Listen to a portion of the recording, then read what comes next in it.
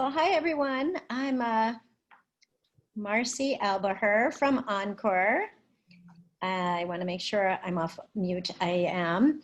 I just want to say welcome everyone. I think people are still going to be streaming in. It takes a little while to get everybody in from the waiting room. So while that's happening, it would be so great if you could all introduce yourself in the chat bar. And if you don't know how to use that, if you hover your cursor over the bottom of your Zoom screen, you will see something that says chat. And if you click on that, you could send a message. It's default to everyone and everyone will see your message. And it would be great if you could just say your name, what city you're Zooming in from. And if you're affiliated with an organization, maybe that organization, it'll help us to start to get to know who's here with us. I also just want to give you a slight warning that I have, I'm at my mother's house and I am with a puppy that I'm not used to. And she has been making some whining sounds in the background because there is a major storm here. So if you hear any, I'm going to mute myself when I am not speaking, but if you hear anything, wanted you to know that we are not torturing anyone in the background here. So just a little FYI. So I think I'm just going to give this a minute more. And then I'm going to be passing it off to my colleague Duncan, who's just going to go through some housekeeping items for this call.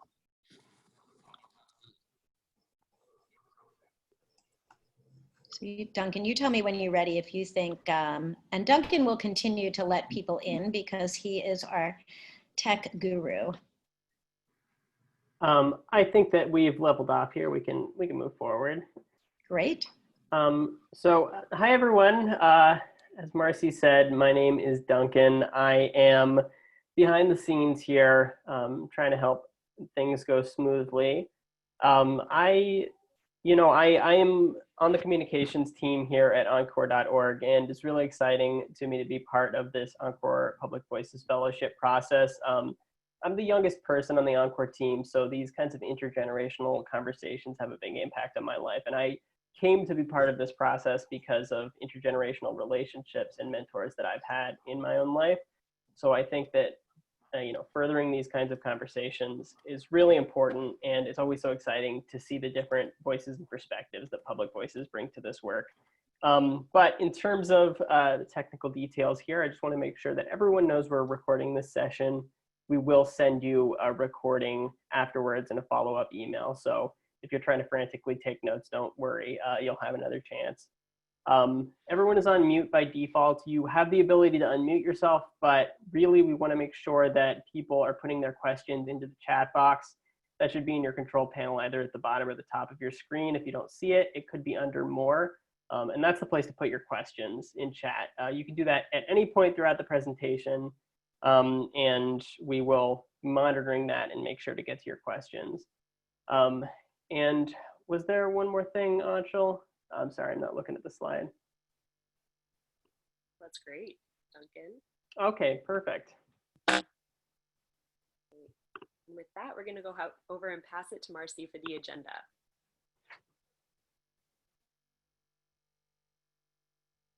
One second, I was on mute there. Okay, so first we're going to introduce you to Encore.org, the basics of the fellowship.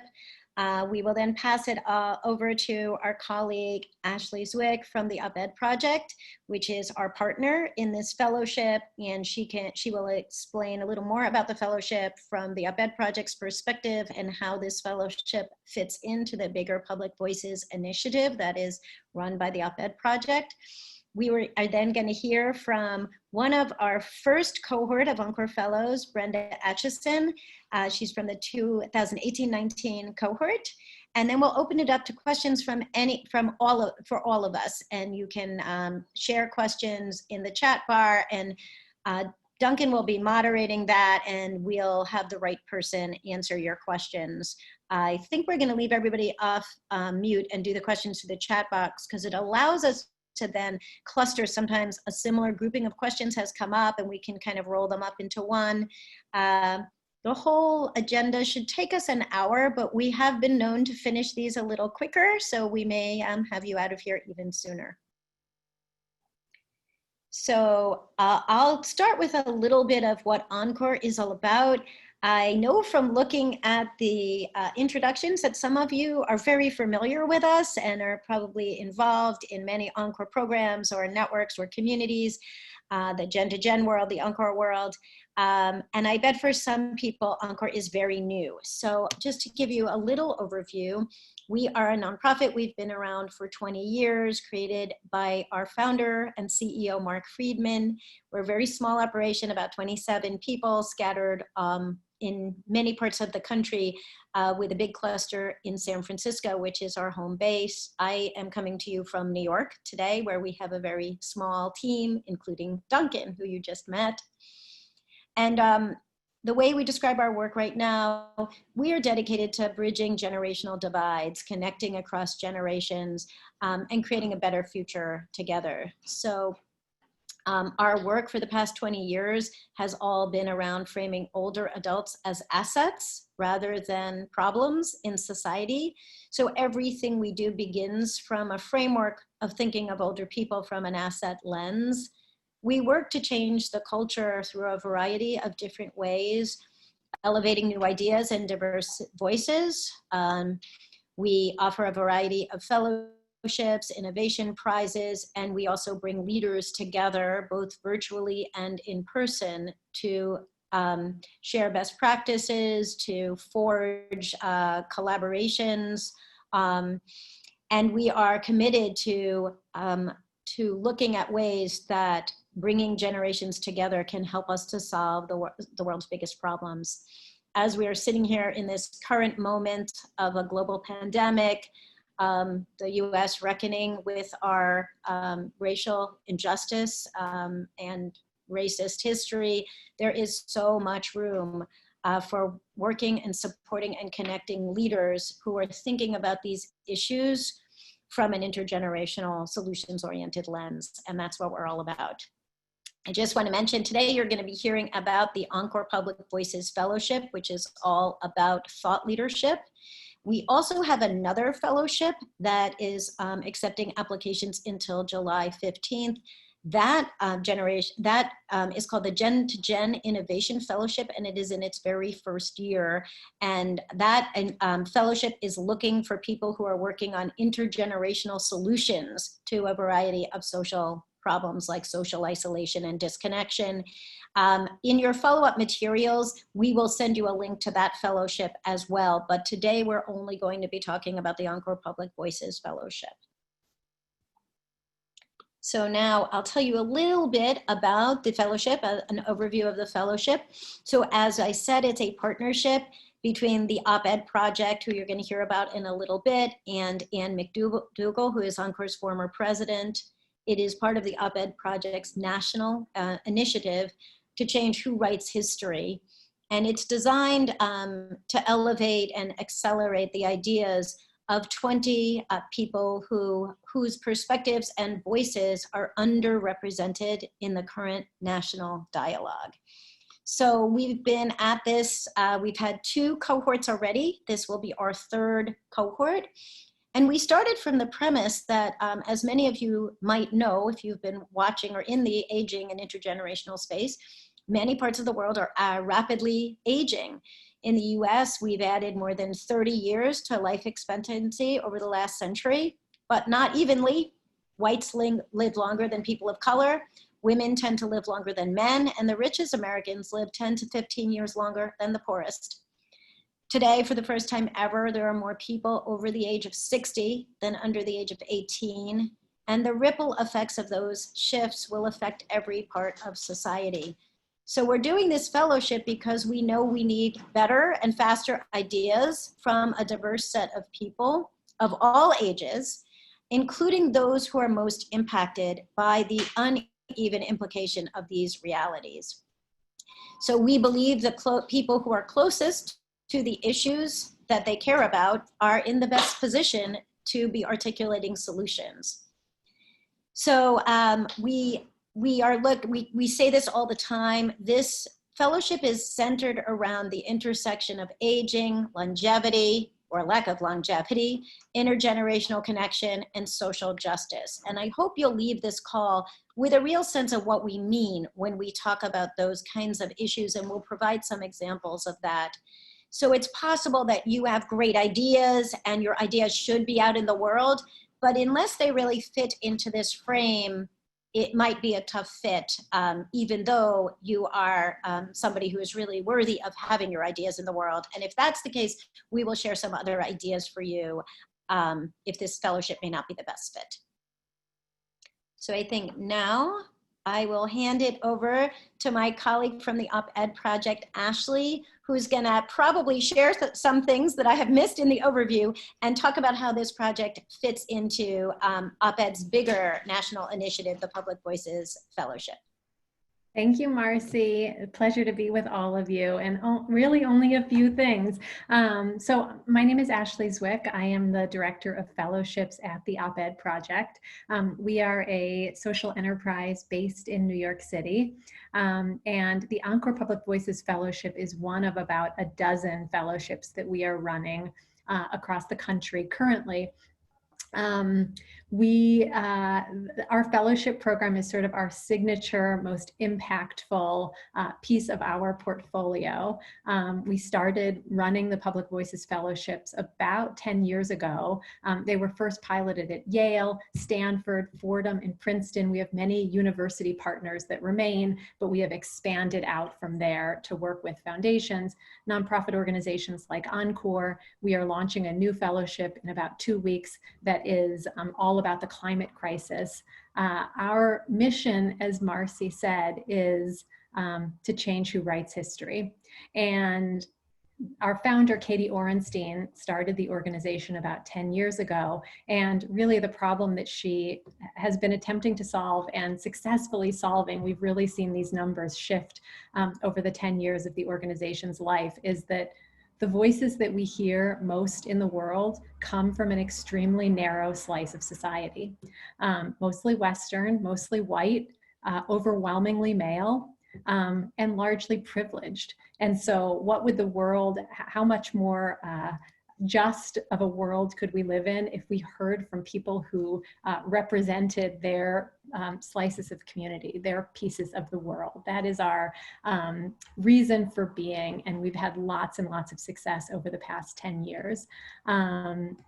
So we are a community of journalists, thought leaders, change agents who proactively share our skills, knowledge, and connections across, you name it, creed, class, age, ability, gender, orientation, and beyond. We are looking for diversity in all of its many forms because we fundamentally believe that the problems that we are trying to solve as a society require the broadest and widest range of voices and perspectives that look no further than what we're going through now to, see that we have major societal challenges. And if we want to solve them sustainably and justly, we are sure that we need a diversity of voices. And so we've partnered with Encore in the Public Voices Fellowship. This is our, as Marcy said, this is our 3rd year. We have now thousands of Public Voices Fellows across fellowships. So you are not only joining the Encore Public Voices Fellowship community, but the larger Public Voices Fellowship community across the country. I'll share a little bit about our kind of curriculum. We gather 4 times throughout the fellowship year. Obviously, we have been gathering virtually, as we all have been, and we will continue to do so as long as it's, until it's safe to gather otherwise. And we have a really interactive set of activities that we do together during these 4 days that are really designed to expand thinking. This is not nuts and bolts of op-ed writing. This is really about amplifying expertise and claiming your voice is what I'll say. And so we do 4 dedicated sessions together, but the real work of the fellowship happens in between. You are assigned to a journalist mentor, someone on our team who works with you to support you and your ideas. And the goal is helping you to extend those ideas into the public conversation. I think I'll leave it there for now, Marcy. Great. Ashley, I think I'd like you to just say a little bit about the selection lens, because it's really this wonderful perspective that Encore has really, that we've borrowed from Encore and from op-ed in how we think about describing who this is for. Mm-hmm. Yeah, sure. So I'm looking at your slide now. I do think it's a really important, it's a really important and slightly differentiating thing than other fellowships, that we are looking for you. We want you to join this fellowship because you have something new and unique to contribute to the conversation, because of your expertise, because of your life experience, because of who you are and what you know. This is less about us saying to you, wow, this could be a great professional development or leadership opportunity for you as an individual, because what we are trying to do is create societal change. We are trying to shift the landscape. And so we want to be very intentional about selecting fellows that have a deep desire to contribute to conversation that creates public impact. Of course, we want to invest in individuals who do and will, and you'll hear from Brenda, and I'm so excited to hear from her. Many of our fellows themselves have a personal transformation throughout the fellowship, and that's fantastic, but it's not part of our selection rubric. We are really looking for you to make a case for why you have something new and necessary to say. Thanks, Ashley. Thank you, Ashley.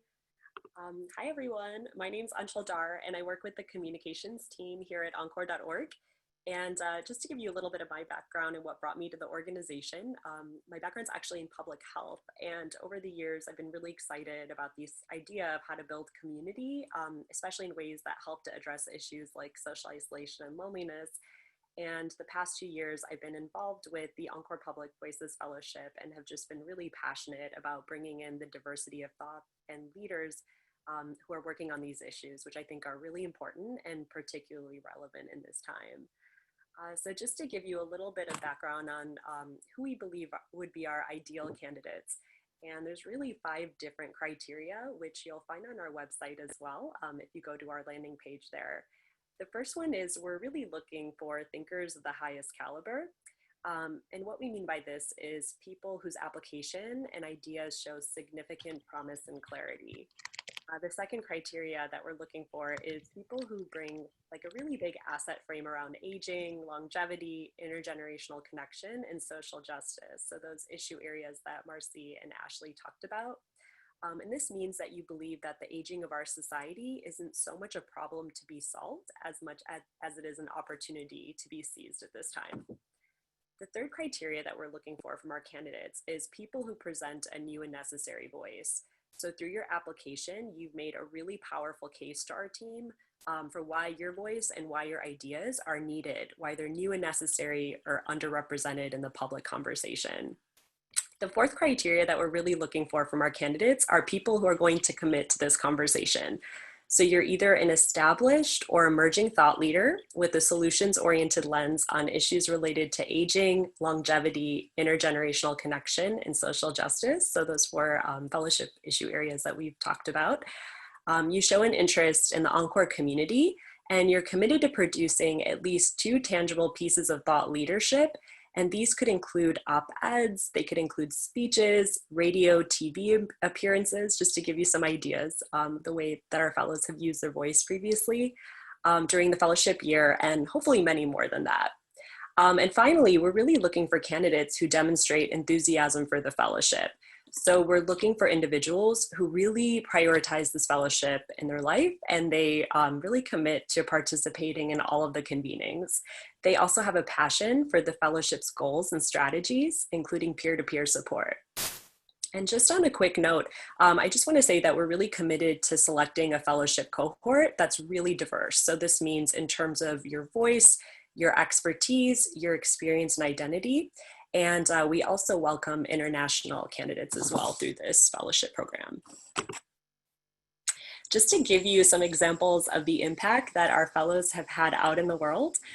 So far we've had actually they've published more than 166 media hits, and this includes published op-eds and over 66 expert interviews. They've also received over 5 million now Twitter impressions, including a retweet from President Barack Obama. So one of our fellows in this cohort, Alex Smith, who's the founder of the CARES family in the UK, he's done a lot of work through his organization to address social isolation and loneliness in the UK. And he wrote this terrific piece for the Huffington Post talking about how he transitioned his organization's programs from being in person to virtual at this time. And President Barack Obama actually retweeted that story in the Huffington Post and shared it in the Obama Foundation's newsletter as well. And just to give you a couple examples of the impact that our fellows have had out in the world, one of our fellows, Christina Harrington, who's part of this year's fellowship cohort, was asked to join COVID Black, which is a task force on Black communities that have been impacted by the pandemic. And another one of our fellows, who's a geriatrician and a professor at Harvard Medical School, Dr. Sharon Inouye, who's also in this fellows cohort, she wrote this op-ed in the New York Times. It's published in the New York Times. And after her op-ed, she learned that major hospitals around the country are now re-examining their policies for delirium and dementia patients. So just to give you some examples of the impact that our fellows have had out in the world.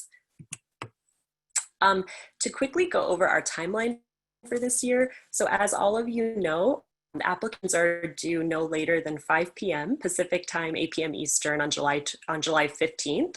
So coming up pretty soon. Between August 24th and 28th, our team will actually be interviewing our top candidates. September 15th, we're planning to notify all of the applicants, and that's when we'll announce the 20 fellows for this year's cohort. And then the fellowship period actually runs from October through June. So just to give you a little bit of a sense of our timeline.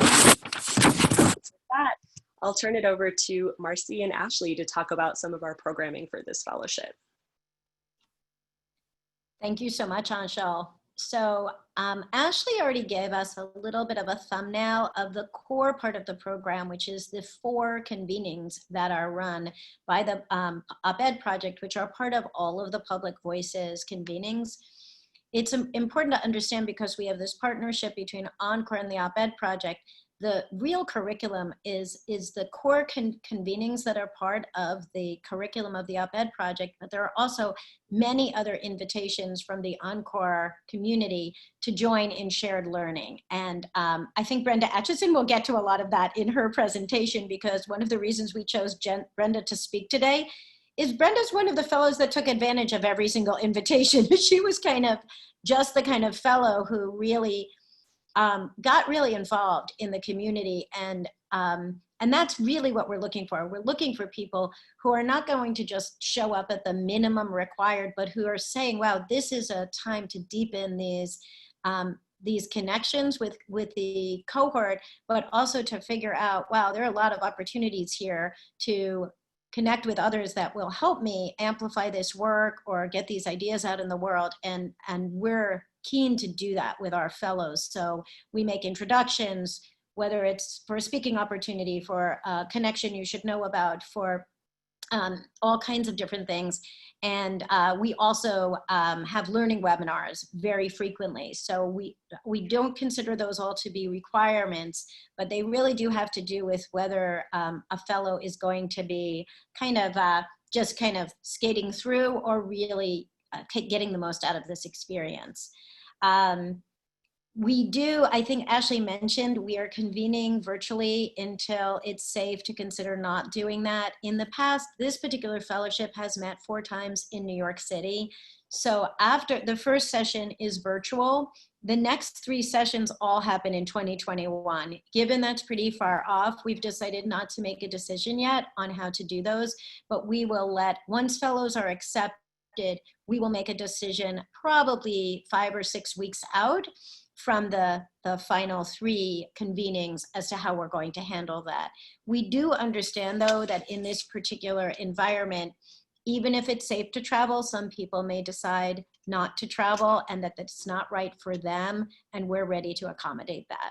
So Ashley, would you like to add anything else? No, I think that covers it. Great. I think it's time to turn it over to Brenda. And I do have to say that I love this drawing of Brenda, which was done for her at an Encore national convening, a Gen to Gen summit in 2016, I think. No, 2000, it must have been 2018, Bren, obviously. And New Yorker cartoonist Liza Donnelly was live drawing our entire summit. And she did this image of Brenda that Brenda now uses as her social media avatar, which I see every time you're in my inbox, and I love it. I love it, and I'm so grateful for the opportunity to have gone to that event and to have this lasting piece that really, I think, represents, for me, what I'm all about in terms of sharing and communicating and talking. So thank you so much for that. I just want to check to make sure that my voice, et cetera, is coming through fine before I begin to really talk to you about who I am and my experiences with the Encore Public Voices Fellowship. So can everybody hear me? Yep, you're great. Okay, great. So my name is Brenda Atchison, and I'm a 2019 Encore Public Voices Op-Ed Project Fellow. I came to the Encore Public Voices project with a focus on living our best lives as we age. I was deeply concerned about healthy aging in communities of color, and especially Black communities, where the outcomes and health statistics for aging are actually devastating, with chronic disease, Alzheimer's, and COVID-19, just to name a few. So I'm passionate about finding ways to make changes. So having recently retired at that time from a career in startup ventures and business and education, I put myself on a pathway of learning how to merge aging with living our best lives. So I went back to school to learn about gerontology. I found myself on a leading edge of change, actually, while working in my community with government and entrepreneurial ventures, as well as nonprofit organizations who shared my values and sense of concern. I had been making headway. I was participated in the Mayor's Council on Aging, as well as statewide Healthy Aging Task Force. I was ambassador for several proactive aging type of ventures, and overall a community advocate. So for example, we all know the value of nutrition as it relates to aging. So I was able to, first of all, myself take training in terms of healthy cooking, and specifically African heritage cooking, because again, my focus was on healthy aging in the Black community. So I wanted to be able to learn how to be able to take out some pointers and bring it out to community. So after I took the classes and learned myself, I was able to bring this whole healthy cooking course, African heritage cooking course, to our local YMCA, and got the American Heart Association to be able to sponsor it so that we could offer it to seniors in the community at no cost. And that's an effort that continues to this day. And every year, of course, we're always looking to make sure we have the sponsorship, et cetera, because there really is an intention to be able to bring this to our elders and seniors in community at no cost. As a volunteer with AARP, for example, we put together the largest community-based healthy aging program here in Boston, and it was an extraordinary venture where really the attendance exceeded all expectations. And people came It was within my community, and I live in the heart of what's considered to be a community of color here in Boston. People came from all over the city, surrounding areas, et cetera. So another one example of just getting out there and partnering with other organizations and bringing to people what they're looking for and what they need. Now, for me, being concerned about not only health and health outcomes, but also well-being as we age and the quality of life issues that we go through, I became the first host for Nesterly, which is an intergenerational home sharing program. I don't know how many are familiar with that concept, but it's a wonderful program here in Boston where older adults open up their homes and share it with local college students to provide affordable housing to college students as they pursue their advanced studies. So in addition to being the first host for the Nesterly program, which has now grown from being local here in Boston to having headquarters in New York City and providing services across the country, I helped the company develop its platform and its services to community, and I am still a Nesterly host and still very much involved with the company. So I like the idea that it's so important with social isolation being as bad as smoking cigarettes, actually, to the health of older seniors. It was something that really appealed to me. So that's just a little bit of my background of what I was doing. And my focus obviously was on community. And I knew that there was much more that I wanted to do. So that's how I came to apply for the Encore Public Voices Fellowship, because I wanted to be able to strengthen my voice and using it to bring about meaningful change within community. I also wanted to learn how to embrace sharing myself and my voice in a very public way. And that was something I still work on, but they gave me the foundation and the groundwork to go further with it. What I experienced in the fellowship is that there are many different avenues where your voice can be heard. They talked about it, Marcy, I think you talked about it. It could be, Anchelle, I think you talked about it also. It can be, it can be the written word, it could be interviews, it can be video, it can be radio, it can be television, it can be so many different ways in which you can share your voice. So during my fellowship, for example, I was interviewed by both local and national media outlets, including the PBS NewsHour, where I had friends telling me, oh, I didn't even know the story had played. And people came to me saying, oh, I saw you on, PBS NewsHour. I wrote articles on the benefits of intergenerational home sharing, which to this day, I just had someone contact me last week, wanting to be able to interview me as an expert in that area.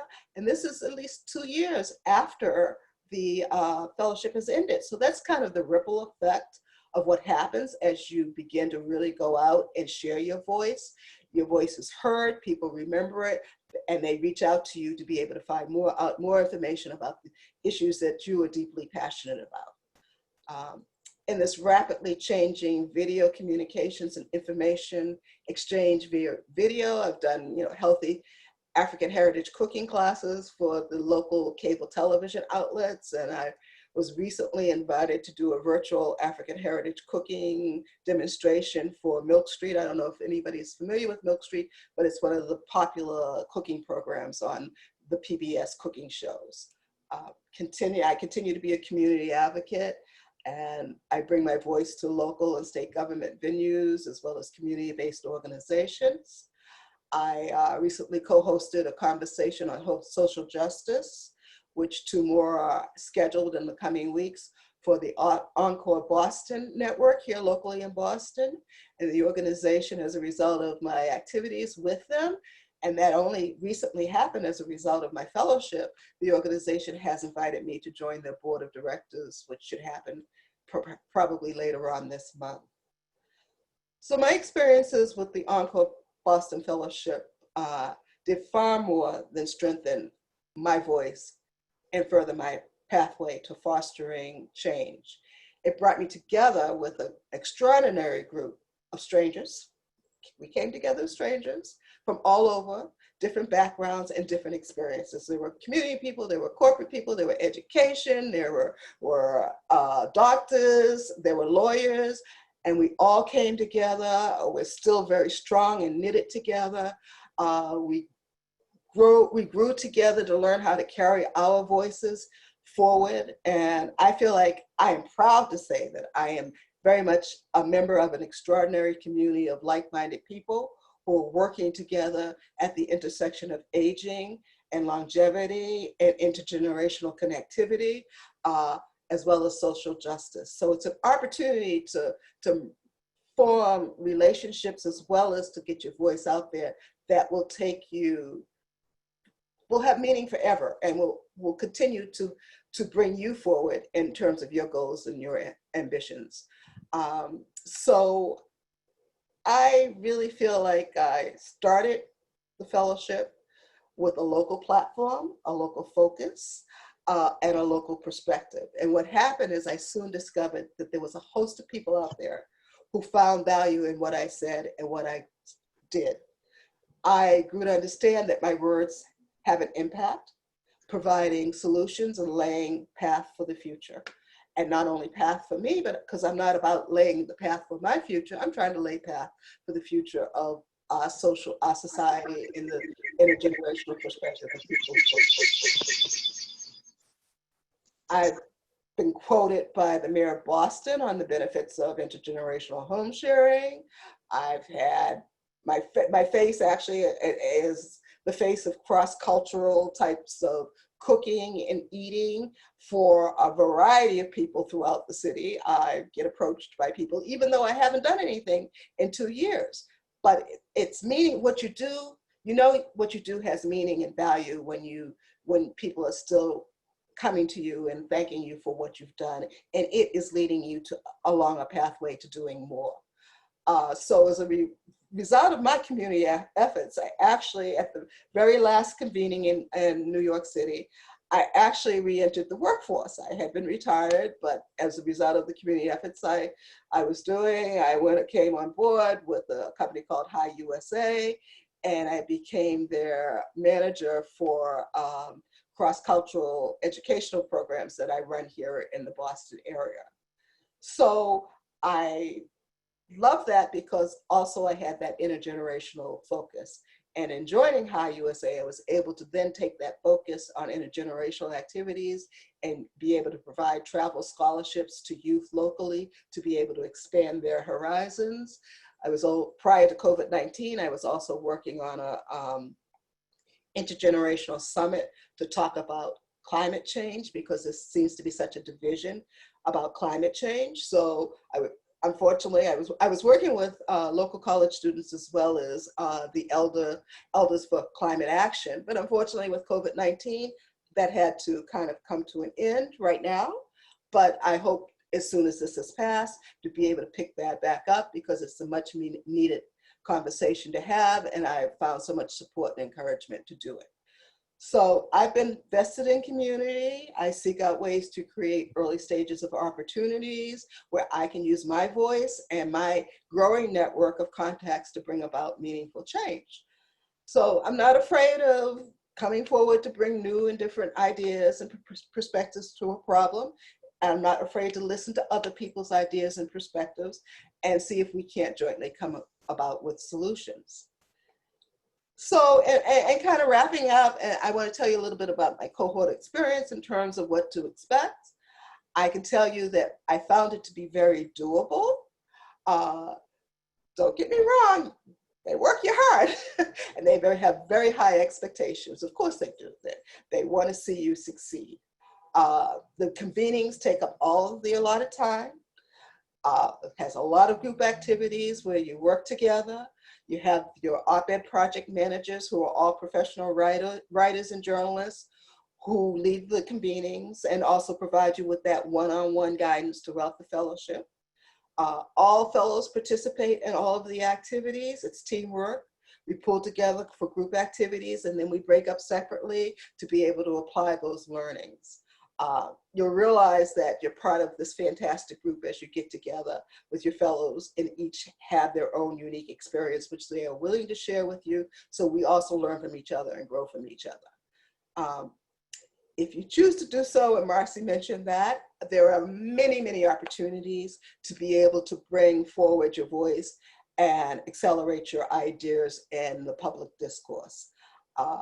You'll get invitations, expect invitations for Encore, for offerings such as webinars, such as opportunities to do some volunteering. For example, I participated in a civic mentorship program in the local school system with teenage students. I forget, I think it's 8th and 9th grade. I hadn't been in the local school system since I graduated from school.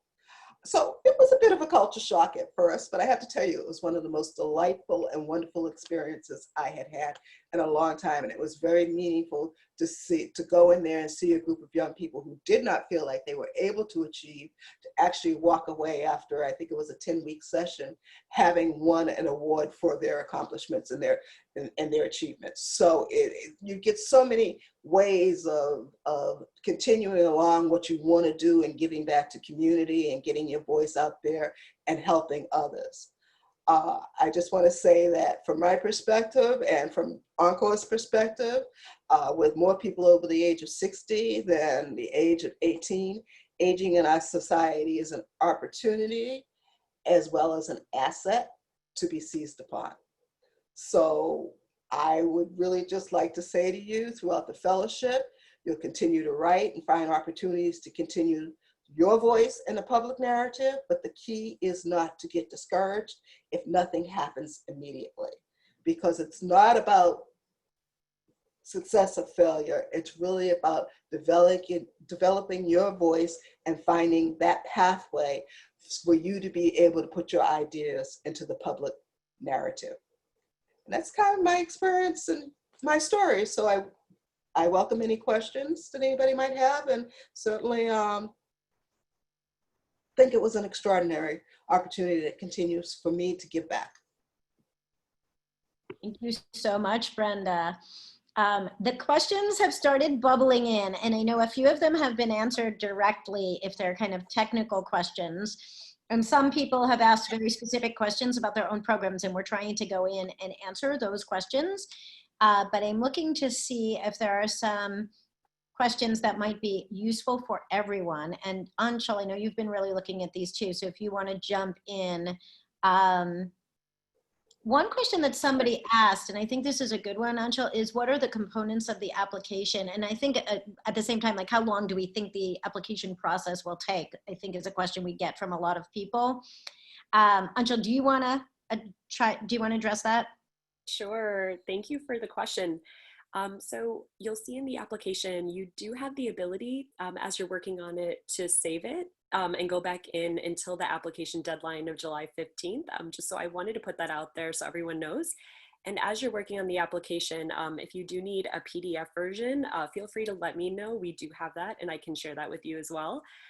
We have some basic applicant demographic information that we ask for.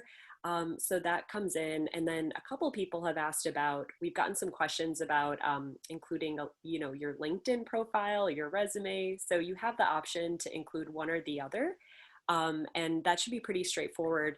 I would say the bulk of the time will probably be spent on the essay questions. So as you're going through that application, I would say, spend a little more time just setting that aside for the essay questions that we have, because out of all the parts of the application, those will probably take the longest. And like I said, we can definitely send you a PDF version of that, and we could even include it in the follow-up email in case it's helpful to have as you're working on your application and submittable. I think we got another question that Brenda actually helped to answer from Vicky Noe. So Vicky, thank you for your question. And you were asking about some of the learning opportunities that the fellows have while they're in the cohort. And I think Brenda did a really great job of framing some of that and offering her advice. So she mentioned that you'll be invited to webinars. You also have the opportunity, as we hear about opportunities like Generation Citizen, the program that Brenda was involved with, which is a wonderful action civics program that really engages young people in solving a major social issue in their community and working with older adults to help coach them throughout that process. That was another opportunity that we offered to our fellows in the last two cohorts. We also will bring in speakers from time to time. So this year and last year, we had Ken Dykewald, who's the CEO of AgeWave. He came in to speak to our fellows, and they loved the experience hearing from him about some of the trends in the aging space. So some of the statistics, the trends that he's seeing in that space, and the fellows loved hearing from him the past 2 years. Marcy, Ashley, Brenda, if any of you want to add to that as well. I'll add that we also do kind of learning things, like from time to time we do social media intensives or up your game types of seminars that are, we did one this year on how to up your game in online facilitation, which was something that was increasingly important to people in this current moment. So those are pretty dynamic. We will also do a whole lot of work this year on intergenerational innovation, because we are doing, as we said, the other fellowship, the Gen to Gen Innovation Fellowship. So we think there will be a lot of cross-pollination between these two cohorts this year. And I just want to say, I see where someone had asked if I felt like I was as confident and empowered when I applied as I am now. And I have to say, very honestly, it's about finding your voice, so that I still work on finding my voice. But yes, my sense of confidence and empowerment has been boosted. Just extreme level of support as a result of the fellowship. And I don't hesitate to reach out, by the way, to the people from my fellowship if I need a little extra confidence or support. They're there to support us forever, I think. I hope so. Great, Brenda, thank you. We're getting a lot of comments about how inspiring your talk has been. Just want to put that out there. And one question that came in, Brenda, for you from Isabel, she asks, I'd like to know what you felt were the most challenging aspects of the program, less the time aspect, but more personal growth aspect. So if you could speak to that. Actually, for me, the most challenging is it didn't happen for me right away. That's why I learned that lesson. So, and I'm not really a competitive person, because I do have this sense of self-confidence, and it's like, okay, you'll get it when you get it. But at the same time, you want to see things happen. So it was challenging at first to say, just keep with it. It's going to happen. You know, reach out if you're having challenges. Listen. A lot of times as we get older, you know, we think we're listening, but we're not. So we have to be able to listen to the feedback and look at it objectively and say, okay, how can I apply this? How can I make this part of what I'm doing, and see what the results are? So with taking on those challenges, the results were very, very encouraging.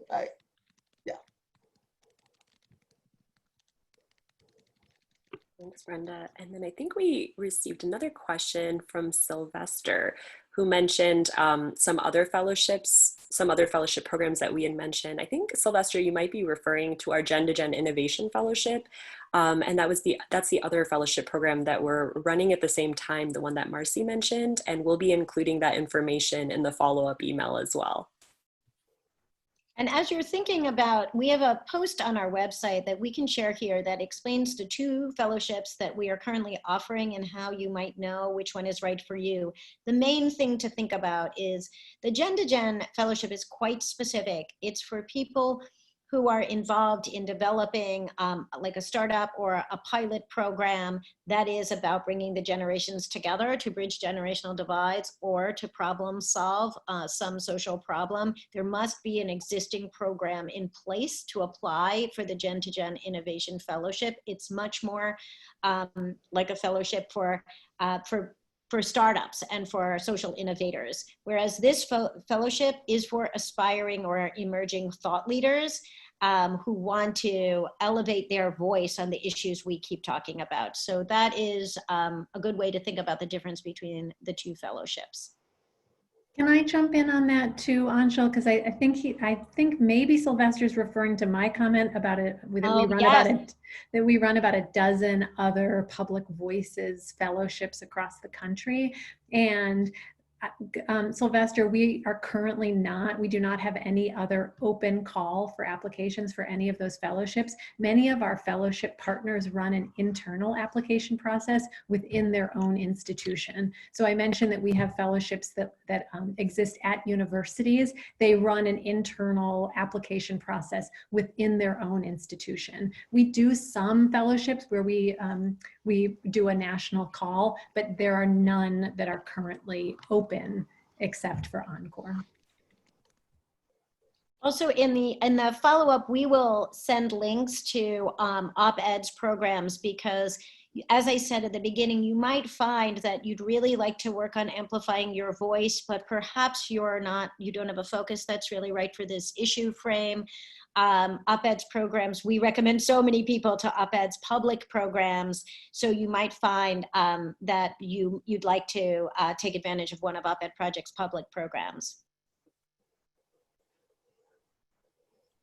Looking through this to see if we haven't answered anything yet. There's one question down here from Judy about how large the cohort of fellows will be and how many applicants we expect to get. Duncan, you want to answer? Sure, I can definitely answer at least part of that. Last year we got 272 applications, so it was popular, but we are going to accept 20 fellows into this cohort, so a good chunk of people. And I will say last year we made a decision. We had so many qualified applicants that we really decided we wanted to figure out some ways to stay connected to people who applied but were not offered a spot in the fellowship. And we did a bunch of things for those other people. We offered a special webinar, a thought leadership webinar. We sponsored a small handful of other people to take the op-ed project's public workshop. And we stayed in touch with a lot of the people that we met through the application process. We believe, like the op-ed project, like our mission is to change the world. And we want these ideas out in the world. And if there are lighter touch ways that we can be in touch and be supportive, we want to make sure that we're doing that. So we feel that people who take the time to apply for this fellowship, who really care about these issues, we want to be in touch with you, and we want to be in a relationship with you. Can I just add one really quick thing to that, Marcy? And I appreciate that you guys send information about our public workshops, because the fellowship is not right for everyone. It's a very, as you can see, it's a very time-intensive commitment, and our public workshops are usually in a day. You can do it as a day-long program. We have, in this Zoom world, broken it up into various modules. And the one thing I just want to underline is the op-ed project runs on a social justice business model. And so we hope that cost is not a deterrent for anyone. If you feel that you have something to contribute, to say that's important, that the world should know about, please apply for a scholarship. We reserve a portion of everything we do for folks that have financial need. We have a pay in words policy. It's on our website. So if cost is an issue, do not let it deter you.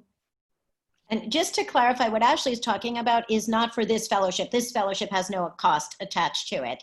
Ashley is just talking about if this fellowship isn't right for you and you want to take one of the public workshops offered by the op-ed project. Thank you, Marcy. Yeah. And the last thing that I wanted to add to what Marcy and Ashley mentioned is that now you are all part of this community. You're all part of the Encore and Gen to Gen communities, and we are really looking forward to staying in touch with you. You'll always be the first to know about our opportunities. You should all be on our mailing list as well. So anytime we have, upcoming opportunities that we think you should know about, you should be receiving our communications. We send out an Encore News Roundup almost every other week. And so we'll always find ways to stay in touch and engaged.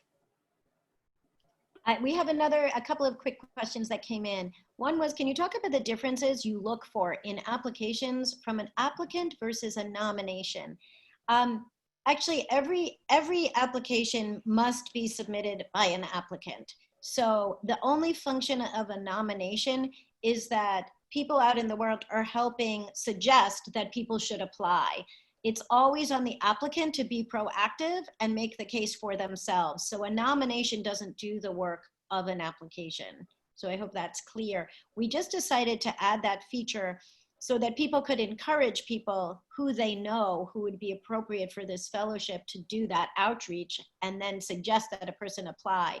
It's on the person to apply. And one of the reasons we want that is, as we said, we want people who are passionate and committed and invested in doing this work. I mean, one way to think about it is we want people who will say, thought leadership is my priority this year, that this is what I want to dedicate my free bandwidth to.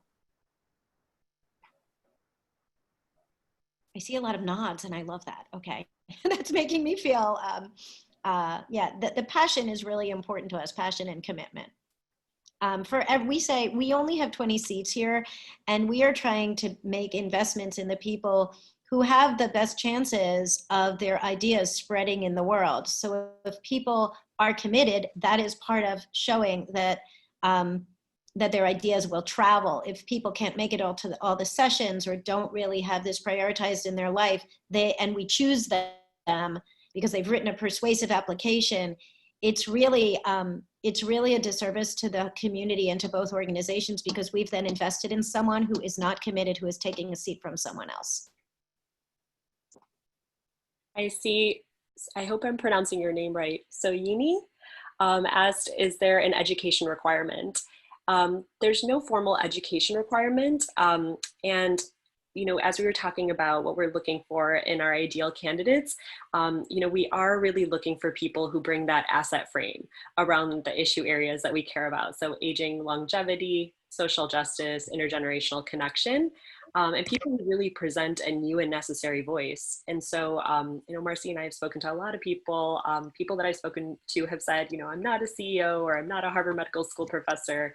You know, what do I make of my platform? And, you know, what we say is we're really looking for people who bring this necessary voice, and that could be through your lived experience. So we want to know, what is that? So no formal education requirement.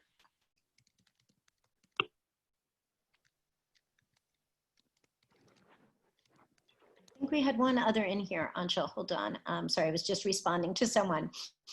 Do we require or suggest letters of reference about your work? No, we do not. You will see that the application has 3 short writing prompts, but we are also looking for an example of your published work. And that can be pretty much anything qualifies. I think Anshul answered the educational requirements. There are no educational requirements.